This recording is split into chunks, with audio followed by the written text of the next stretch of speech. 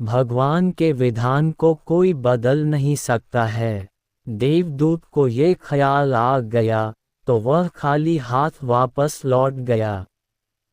उसने जाकर अपने प्रधान को कहा कि मैं न ला सका, मुझे क्षमा करें, लेकिन आपको स्थिति का पता ही नहीं है।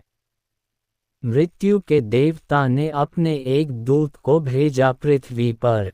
एक स्त्री मर गई थी, उसकी आत्मा को लाना था। देवदूत आया, लेकिन चिंता में पड़ गया, क्योंकि 3 छोटी छोटी लड़कियां जुड़वां एक अभी भी उस मृत स्त्री से लगी है।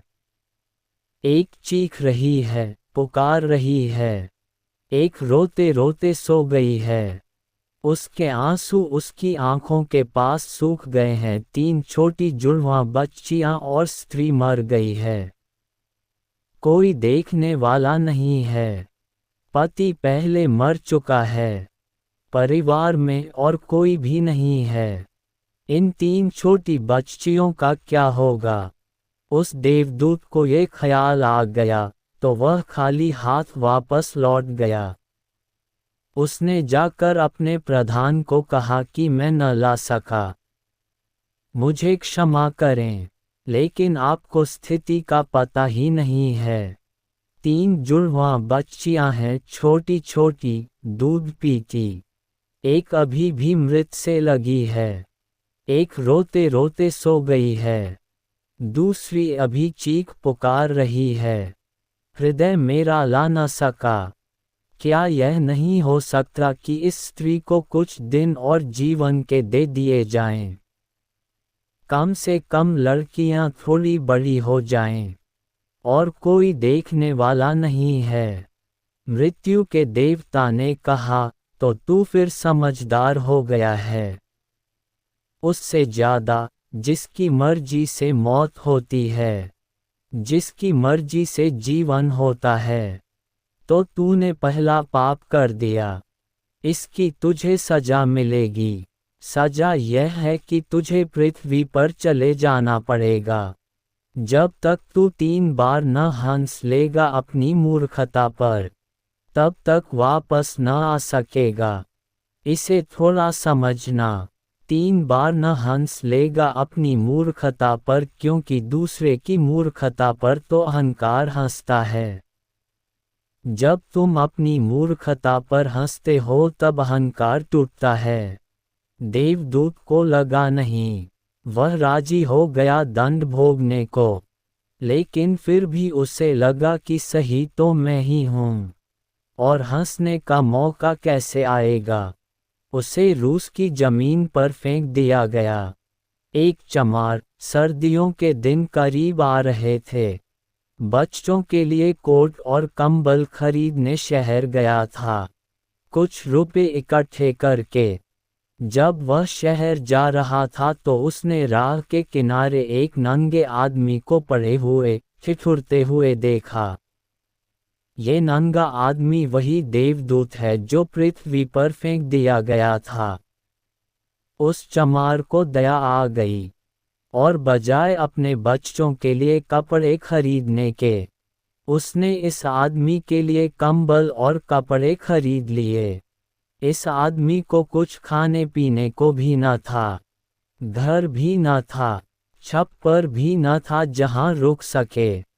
तो चमार ने कहा कि अब तुम मेरे साथ ही आ जाओ, लेकिन अगर मेरी पत्नी नाराज हो, जो कि वह निश्चित होगी, क्योंकि बच्चों के लिए कपड़े खरीदने लाया था, वह पैसे तो खर्च हो गए।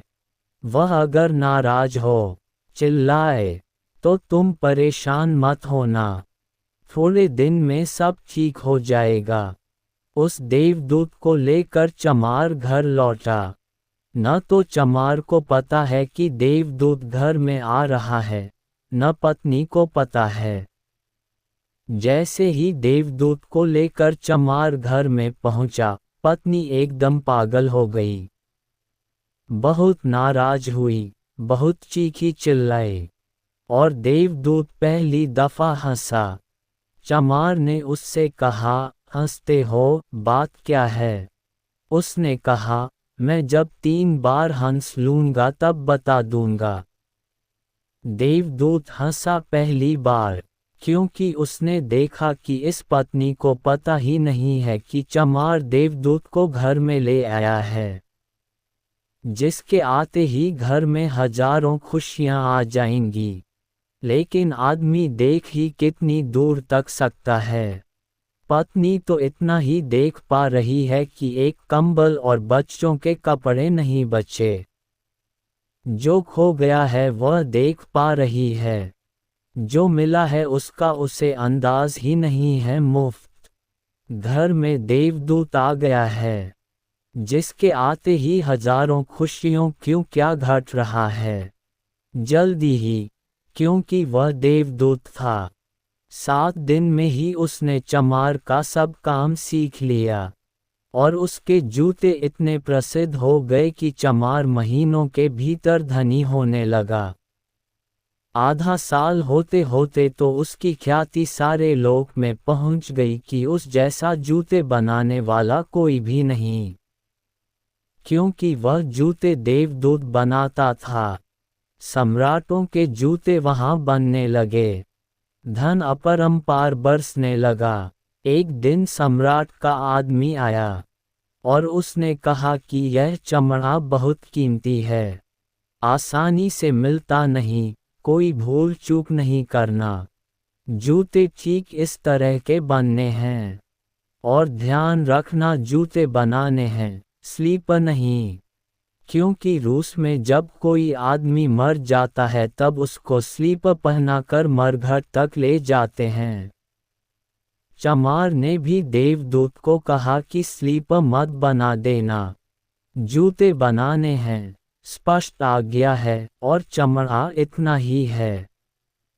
अगर गड़बड़ हो गई तो हम मुसीबत में फंसेंगे। लेकिन फिर भी देवदूत ने स्लीपर ही बनाए। जब चमार ने देखे कि स्लीपर बने हैं तो वह क्रोध से आग बबूला हो गया। वह लकड़ी उठाकर उसको मारने को तैयार हो गया कि तू हमारी फांसी लगवा देगा, और तुझे बार बार कहा था कि स्लीपर बनाने ही नहीं है, फिर स्लीपर किस लिए। देवदूत फिर खिलखिलाकर हंसा। तभी आदमी सम्राट के घर से भागा हुआ आया। उसने कहा, जूते मत बनाना, स्लीपर बनाना, क्योंकि सम्राट की मृत्यु हो गई है। भविष्य अज्ञात है, सिवाय उसके और किसी को ज्ञात नहीं, और आदमी तो अतीत के आधार पर निर्णय लेता है। सम्राट जिंदा था तो जूते चाहिए थे, मर गया तो स्लीपर पर चाहिए। तब वह चमार उसके पैर पकड़कर माफी मांगने लगा कि मुझे माफ कर दे, मैंने तुझे मारा। पर उसने कहा, कोई हर्ज नहीं, मैं अपना दंड भोग रहा हूँ। लेकिन वह हंसा आज दोबारा। चमार ने फिर पूछा कि हंसी का कारण। उसने कहा कि जब मैं 3 बार हंस लूं। दोबारा हंसा इसलिए कि भविष्य हमें ज्ञात नहीं है, इसलिए हम आकांक्षाएं करते हैं जो कि व्यर्थ हैं। हम अभीप्साएं करते हैं जो कभी पूरी न होंगी। हम मांगते हैं जो कभी नहीं घटेगा, क्योंकि कुछ और ही घटना तय है। हमसे बिना पूछे हमारी नियति घूम रही है, और हम व्यर्थ ही बीच में शोरगुल मचाते हैं। चाहिए स्लीपर और हम जूते बनवाते हैं। मरने का वक्त करीब आ रहा है और जिंदगी का हम आयोजन करते हैं। तो देवदूत को लगा कि वे बच्चियां, मुझे क्या पता भविष्य उनका क्या होने वाला है। मैं नाहक बीच में आया। और तीसरी घटना घटी कि एक दिन 3 लड़कियां आईं जवान। उन तीनों की शादी हो रही थी, और उन तीनों ने जूतों के ऑर्डर दिए कि उनके लिए जूते बनाए जाएं। एक बूढ़ी महिला उनके साथ आई थी जो बड़ी धनी थी। देवदूत पहचान गया, ये वही 3 लड़कियां हैं जिनको वह मृत माँ के पास छोड़ गया था और जिनकी वजह से वह दंड भोग रहा है। वे सब स्वस्थ हैं, सुंदर हैं। उसने पूछा कि क्या हुआ? ये बूढ़ी औरत कौन है? उस बूढ़ी औरत ने कहा कि ये मेरी पड़ोसिन की लड़कियां हैं। गरीब औरत थी, उसके शरीर में दूध भी न था, उसके पास पैसे लत्ते भी नहीं थे, और 3 बच्चे जुड़वां। वह इन्हीं को दूध पिलाते पिलाते मर गई। लेकिन मुझे दया आ गई, मेरे कोई बच्चे नहीं हैं, और मैंने इन तीनों बच्चियों को पाल लिया। अगर माँ जिंदा रहती तो ये तीनों बच्चियां गरीबी, भूख और दीनता और दरिद्रता में बड़ी होती। माँ मर गई, इसलिए ये बच्चियां तीनों बहुत बड़े धन वैभव में, संपदा में पलीं। और अब उस बूढ़ी की सारी संपदा की ये ही 3 मालिक हैं। और इनका सम्राट के परिवार में विवाह रहा है। देवदूत तीसरी बार हंसा, और चमार को उसने कहा कि ये 3 कारण हैं। भूल मेरी थी, नियति बड़ी है, और हम उतना ही देख पाते हैं जितना देख पाते हैं। जो नहीं देख पाते, बहुत विस्तार है उसका, और हम जो देख पाते हैं उससे हम कोई अंदाज नहीं लगा सकते, जो होने वाला है, जो होगा। मैं अपनी मूर्खता पर 3 बार हंस लिया हूँ। अब मेरा दंड पूरा हो गया और अब मैं जाता हूँ। तुम अगर अपने को बीच में लाना बंद कर दो, तो तुम्हें मार्गों का मार्ग मिल गया। फिर असंख्य मार्गों की चिंता न करनी पड़ेगी। छोड़ दो उस पर, शरणागत हो जाओ। वह जो करवा रहा है, जो उसने अब तक करवाया है, उसके लिए धन्यवाद। जो अभी करवा रहा है, उसके लिए धन्यवाद। जो वह कल करवाएगा, उसके लिए धन्यवाद। तुम बिना लिखा चेक धन्यवाद का उसे दे दो। वह जो भी हो, तुम्हारे धन्यवाद में कोई फर्क ना पड़ेगा। अच्छा लगे, बुरा लगे, लोग भला कहें, बुरा कहें, लोगों को दिखाई पड़े दुर्भाग्य या सौभाग्य, ये सब चिंता तुम मत करना।